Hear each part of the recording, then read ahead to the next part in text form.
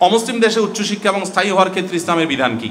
ইসলাম অমুসলিম দেশে উচ্চশিক্ষার জন্য যেতে নিষেধ করে না। যদি আপনার ইমানকে রক্ষা করার মতো পুঁজি থাকে, সেখানে গিয়ে কী ধরনের চ্যালেঞ্জের মুখোমুখি হবেন সেগুলো মাথায় রেখে আপনি নিজেকে সমৃদ্ধ করে যান, বরং উল্টা দাওয়াতি মিশন নিয়ে যান, আপনি অবশ্যই যেতে পারেন। কিন্তু স্থায়ী হওয়ার ব্যাপারে ইসলামের নির্দেশনা হলো যেখানে থাকলে আপনার ইমান আমল নষ্ট হওয়ার আশঙ্কা আছে সেখানে আপনার জন্য থাকা জায়েজ নাই।